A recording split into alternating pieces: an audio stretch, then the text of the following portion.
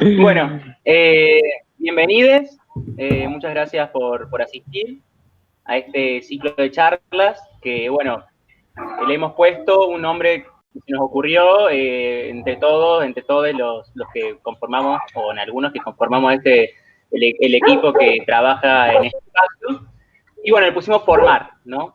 Hoy vamos a hablar de las políticas sociales, del impacto de la desigualdad, los avances y los desafíos en Argentina y Latinoamérica. Hoy nos acompañan dos grandes compañeros, Clara Freites, estudiante de Ciencias Políticas de la UNS. Vladi, apaga tu micrófono, que tu perro está insoportable. Perdón. Gracias. Bueno, hoy están con nosotros que van a disertar en estos ciclos. Clara Freites, estudiante de Ciencias Políticas de la UNC, militante universitaria, y el compañero Martín Gila, profesor de Lenguas y Literatura en Educación Media y Superior, ex jefe de la Unidad de Atención Integral de ANSES en Belleville. Ambos forman parte de nuestra organización, la Cámpora, hace un tiempo, y bueno, cada uno va a hablar. Clarita va a hablar sobre la desigualdad en Latinoamérica, sobre la desigualdad en América Latina. Ella, bueno, es hacedora de un trabajo en relación a la asignación universal por hijo, en relación a este mismo tema que vamos a hacer. Así que, bueno, ella nos va a contar un poco de asistencialismo versus desarrollo y de las políticas en el periodo de 2003 al 2015. Y bueno, vamos a hablar sobre también debates de ingreso universal y problemas de la informalidad. Nuestro compañero Martín Gila va a contar su experiencia en la gestión de ANSES, va a contar conceptos, explicaciones sobre ya la llevada a cabo, ¿no?, de estas políticas, y bueno, nos va a deleitar pues con esa información y con esa experiencia y conceptos más definidos. Bueno, es todo suyo. El día. Compañeros, voy a arrancar yo, después le voy a pasar la palabra a Martín. La idea es que no sea muy extenso. Si hay dudas o consultas, activen el micrófono y solamente pregunten. Todo bien. Les voy a pedir que me confirmen si pueden ver mi pantalla. Un PDF. Sí, se ve perfecto, Clary. Sí, bien, se ve bien. Sí. Pero no tenemos voz. Ahí me ven a mí también, creo. Maravilloso. Sí, perfecto. Bueno, yo voy a hablar de, como dijo el Nica, sobre la desigualdad en América Latina. Voy a empezar por ahí, voy a ir un poquito de lo más general a lo más particular. Medio utilizando una metodología deductiva, decimos, en ciencias sociales. No tiene mucha deducción porque son datos ya digamos, investigados. Voy a hablar de dónde estamos parados como sociedad y como región en América Latina, luego pasar un poquito también a hablar sobre lo mismo en Argentina, para ya ir a lo específico, que voy a analizar una política pública social que fue, a mi forma de ver, la más capaz que la que generó el mayor impacto en nuestra sociedad durante los 12 años de kirchnerismo, digamos, de 2003 a 2015. Para empezar, bueno, es importante aclarar que América Latina es la región más pobre del mundo, la región más desigual del mundo, diferenciando, ¿no?, desigual de pobre.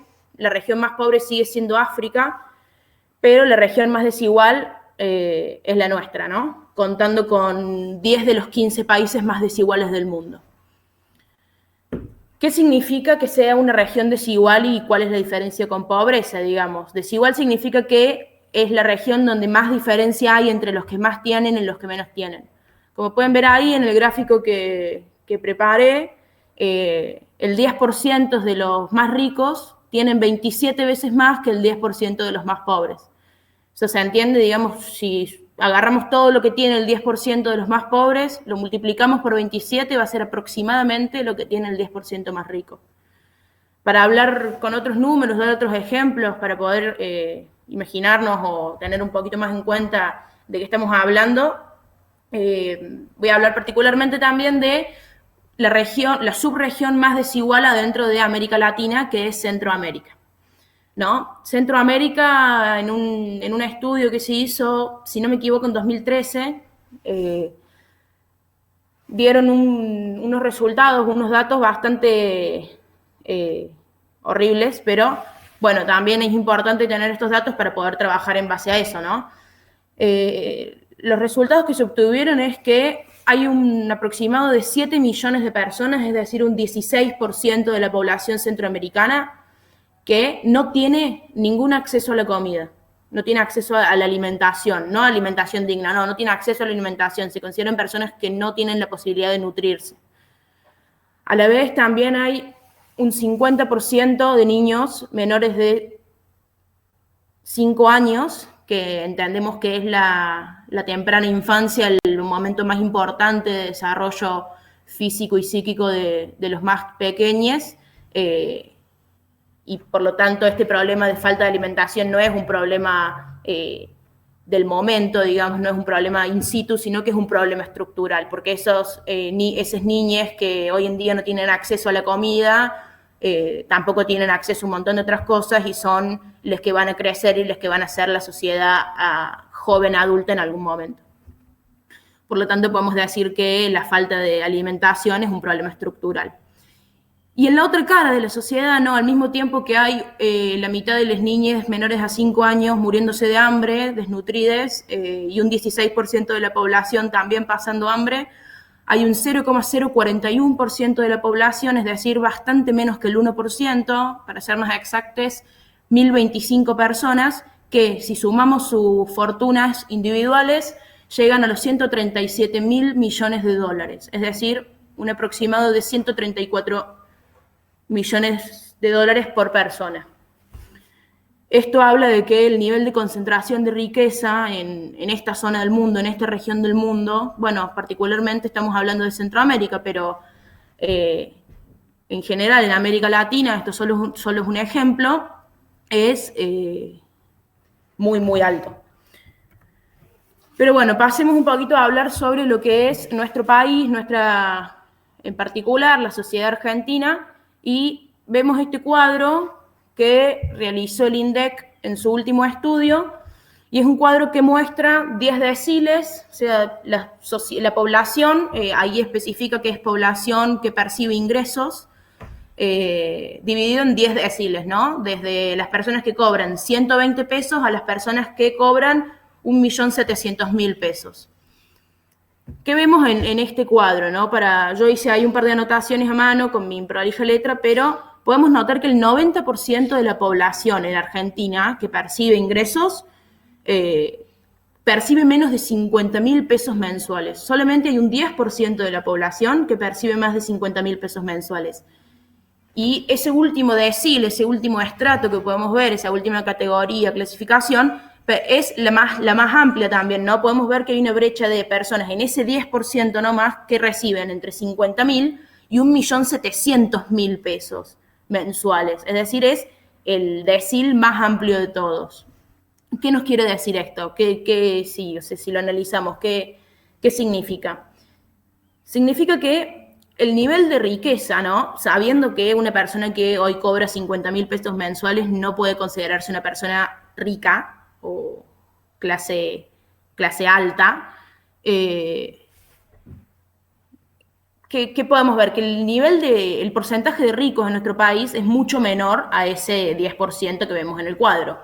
Pero hay un par de salvedades con respecto a esto. Bueno, punto número 1, que esa información está un poco deformada por los comúnmente denominados evasores o me parece a mí que es más justo el término, les que hacen fraude fiscal, ¿no? Les que no pagan impuestos, por lo tanto no declaran sus ingresos, que suelen ser o por lo general son las clases más altas o las personas más ricas. Y no es que lo digo yo o es una cuestión que a mí se me ocurre o un prejuicio, sino que hay estudios que lo comprueban, pero además hay un último estudio que muestra, que investiga, un periodista que investiga a 950 cuentas offshore, es decir, en el exterior, que contienen más de 2.600 millones de dólares.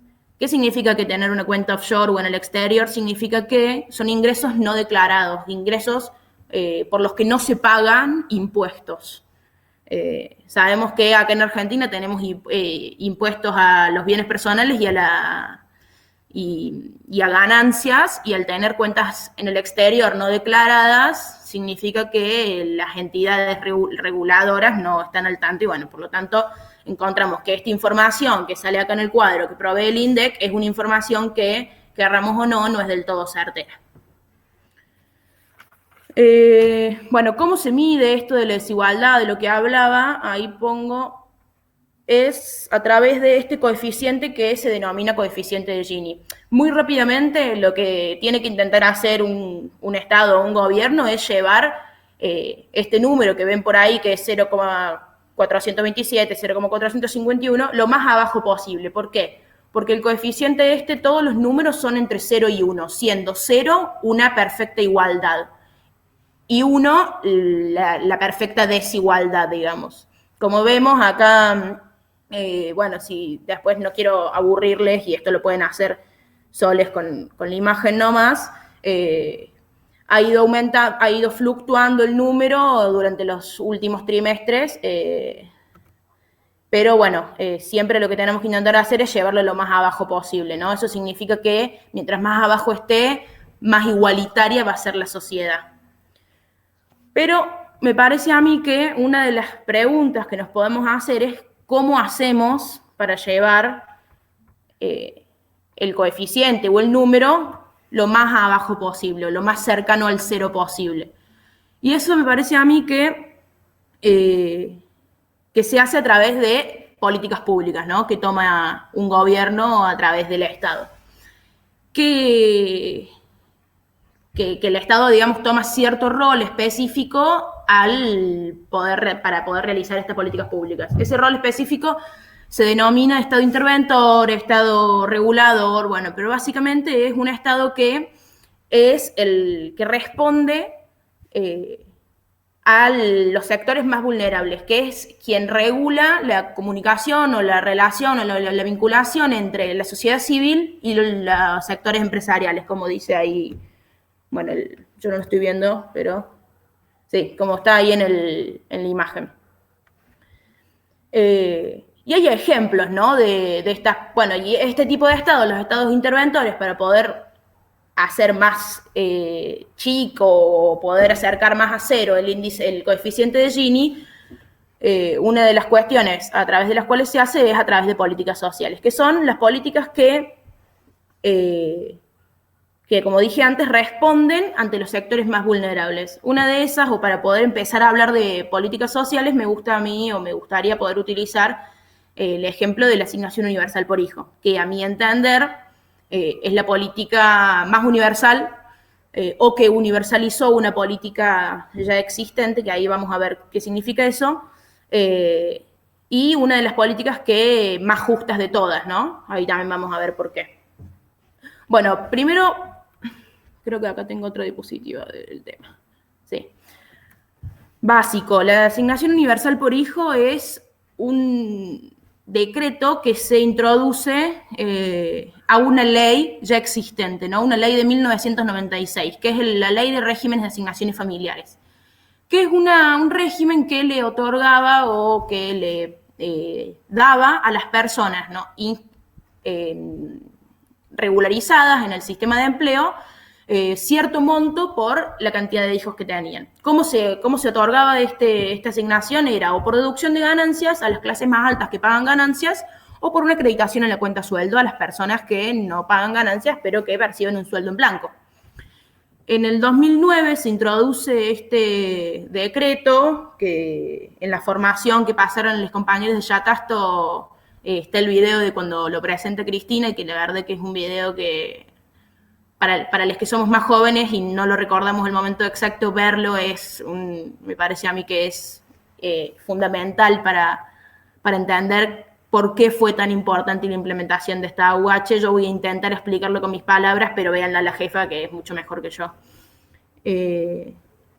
básicamente lo que hace la AUH, que es una modificación a la ley ya existente, es poder otorgarle la posibilidad de cobrar la asignación a las personas que no se encuentran regularizadas o registradas en el régimen de empleo.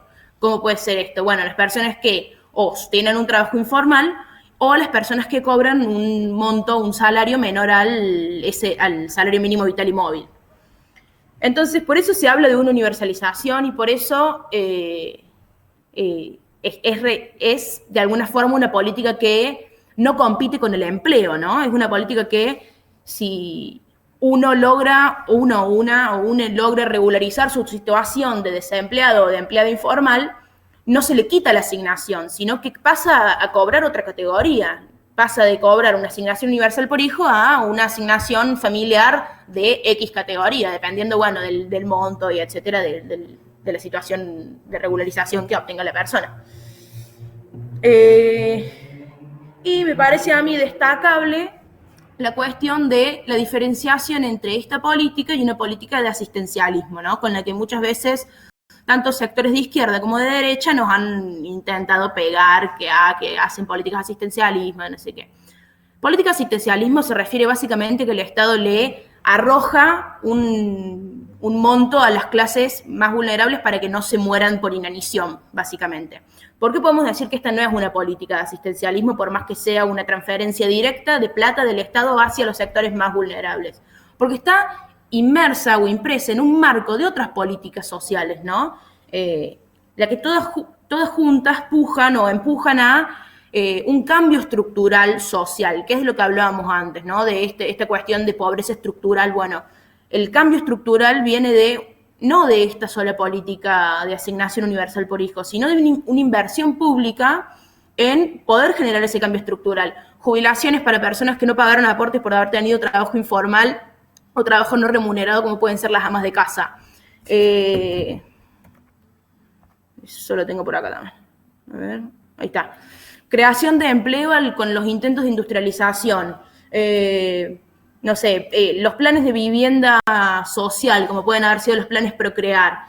Los intentos de escolarización, como puede haber sido la creación de universidades en lugares o en urbes no tan grandes, o poder descentralizar un poco los estudios universitarios, el darle computadoras a los pibes y a las pibas, digo, ¿no? Todos, bueno, por la situación particular que estamos viviendo es evidente, pero antes, o si no estuviéramos viviendo esta situación de emergencia, tenemos que tener en claro que una persona que no tiene acceso a las redes, a internet, no es una persona que podamos considerar que está inserta en una sociedad o que puede siquiera tener un trabajo, un empleo decente, digo, ¿no? Una persona que no puede comunicarse por teléfono, por WhatsApp, es una persona que no tiene acceso a un empleo decente o a una inserción social, ¿no?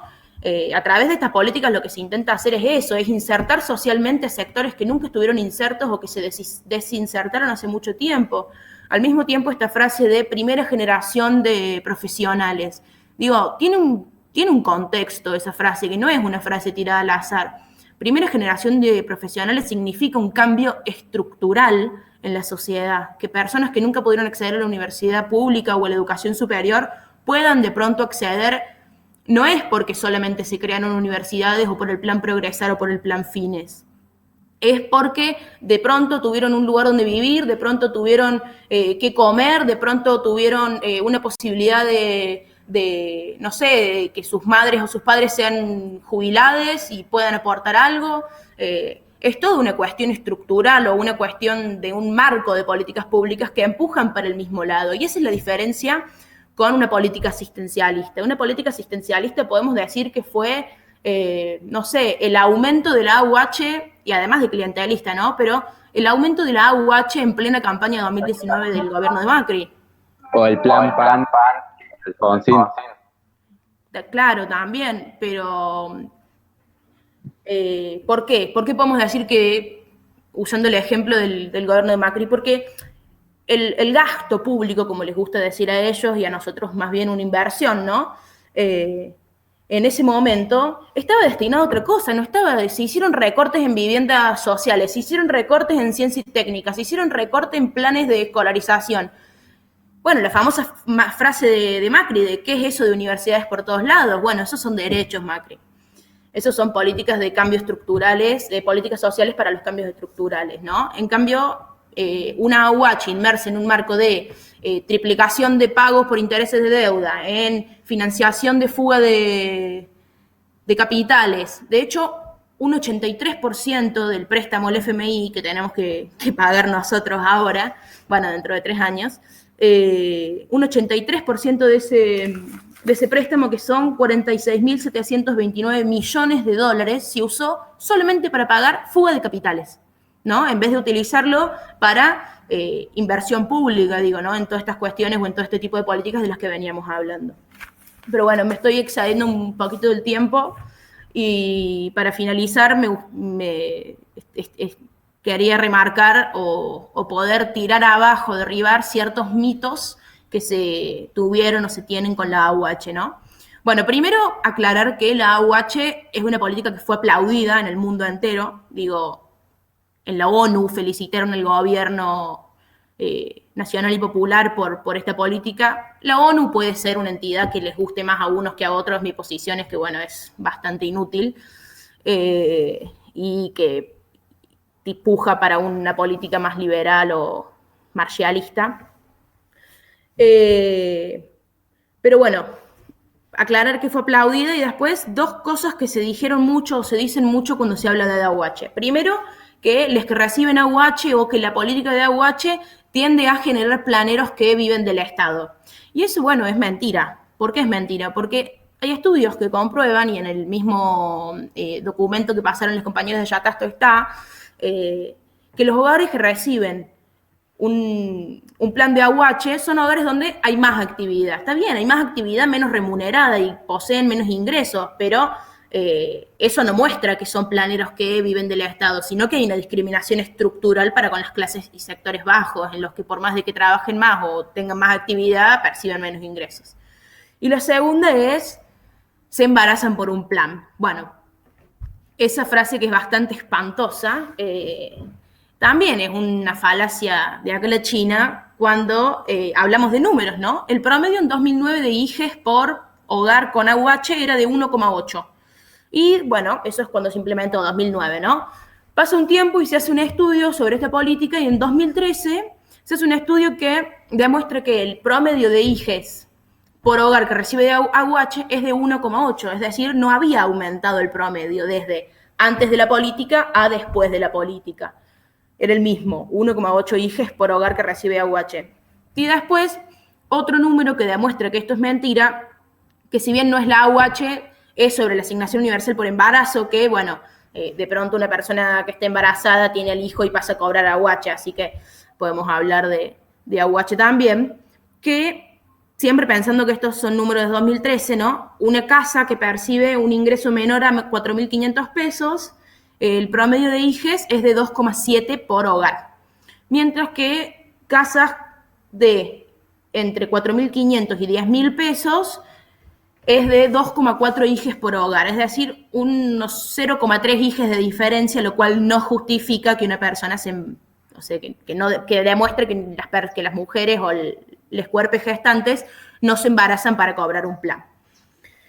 Bueno, dicho esto, no sé si hay dudas. Me olvidé de una cosa que bueno, lo dice Cristina en el video y que a mí me pareció muy significativo, que toda esta política de la AUH, que es la política más justa y más inclusiva, creo yo, del siglo XXI, al menos en esta región del mundo, se hizo y se pudo llevar a cabo sin aumentar y sin cobrar un solo impuesto más, ¿no? Que es algo que es increíble, porque lo dice el jefe en el video, si lo ven, y es... los proyectos de ley lo que decían era que tenía que haber una política destinada a esto, ¿no? Proyectos de la oposición en ese momento, porque esto lo hace Cristina por decreto. Repito, por si hay alguien que entró después o no lo escuchó. Proyecto de Carrió. Claro. Del 80 y algo de Carrió de la asignación. Bueno, y la propuesta era crear un impuesto para esto, ¿no? Que es un poco lo que se está hablando ahora con este impuesto a la riqueza o a la fortuna, que, Bueno, se están diciendo además de muchas mentiras. Primero, bueno, hay que aclarar que todavía no entró la ley, así que no podemos hablar de certezas, ¿no? Pero este impuesto extraordinario que se va a cobrar una vez por la cuestión de emergencia, porque tenemos creo que es un 1,5% de las personas que pagan bienes personales pagarían este impuesto, que es lo que se está hablando es que va desde 1 millón a 3 millones de patrimonio, de dólares de patrimonio. Sería una de las cosas que se estuvo hablando para la UH que no hizo falta porque, bueno, teníamos estadistas que ya sabemos el nivel que tenían, pero es lo que se está hablando ahora, es decir, bueno, en esta situación de emergencia donde hay gente que no puede comer, que no puede trabajar porque son jornaleres, le cobremos por única vez a los millonarios un impuesto para poder darle de comer, y eso es redistribución de la riqueza, aunque sea una sola vez, es una situación de emergencia donde hay gente que la está pasando realmente mal, ¿no? Bueno, eso era un poquito introducir capaz una cuestión más polémica que es el impuesto a la riqueza, pero que me parece a mí que es muy correcto y muy necesario para darle pie a Martín, que no sé si está o apagó la cámara. Ahí está, para que pueda seguir con lo que le iba a presentar. Bien. Realmente muy interesante, Clarita, muchas gracias. Ahora, bueno, vamos a Martín. Realmente muy interesante el derrumbe de la Nación Universal. Espera que creo que Clara tiene que cortar su audio porque retumba, se escucha doble lo que está hablando Nika. Ahí está. Bien, Nika, ¿hablabas vos? Hola. Sí, más que todo, nada, darte la palabra a vos, decir que realmente muy interesante la forma en que derrumba Clara los mitos, ¿no?, de la asignación. Y bueno, nada, más que agradecido por Clara y adelante, compañero. Bien, digo, antes de tomar la palabra, si hay compañeras o compañeros que quieran hacer alguna consulta o reforzar algo de lo que dijo la compañera anterior, le demos pie, así ya después entro yo, que además voy a retomar varias de las cosas que desarrolló ella también, ¿sí? Hola. Joya. ¿Están? Estamos. ¿Escuchan? Porque yo ni los veo ni los escucho, disculpen. Yo te escucho. Sí, Sí, te escuchamos. Se escucha perfecto. Se escucha bien. Bien. Bueno, si no hay otras intervenciones, por ahí retomar un poquito el concepto de desigualdad que desarrolló la compañera, que tiene una historia y que tiene una actualidad claramente. Yo cuando tuve la responsabilidad de estar al frente de la UDAI Belleville, del organismo de ANSES, en una etapa en la que Cristina anunciaba casi cada 15 días algún tipo de nueva política de alcance universal, de inclusión social, una etapa vertiginosa. En esa etapa también tuve la necesidad de algún modo recuperar un poco este concepto de desigualdad en la historia argentina. Y porque la prensa, porque los debates políticos, porque el mismo público que asistía a ANSES. No se escuchó la necesidad tuya, por favor, repetila. ¿Cómo? Que no se escuchó cuando dijiste una necesidad y justo hubo un delay y se cortó. Ah, bien. No, una necesidad de un poco volver a hurgar un poco la historia de la desigualdad en Argentina, porque claramente las políticas que se desarrollaban y se implementaban a través del organismo del que yo era parte eran políticas que venían a intentar dar respuestas a esas situaciones de desigualdad, pero la desigualdad no se había originado necesariamente durante la gestión del último gobierno de Néstor y los 2 últimos de Cristina. Entonces había todo un proceso histórico que era interesante hurgar para estar sólido al momento de dar algunas respuestas a la prensa, en debates, en espacios políticos o incluso con el mismo público que asistía al organismo en busca de alguna solución para algún problema. En esto de hurgar la cuestión de las desigualdades, hay un anclaje muy fuerte de las desigualdades en Argentina el 24 de marzo de 1976, y en este punto a mí me interesa, más allá del valor que tiene, abordar la cuestión de los centros clandestinos de detención y de torturas que hubo más allá de abordar la cuestión que tuvo como consecuencia los 30.000 desaparecidos, me parece muy interesante abordar el modelo económico que encabezó Martínez de Oz, José Alfredo Martínez de Oz, quien fuera bisnieto del fundador de la Sociedad Rural Argentina. ¿Me explico? O sea, un ministro de Economía que tiene ya en su historial familiar una cuestión muy marcada de pertenencia de clase.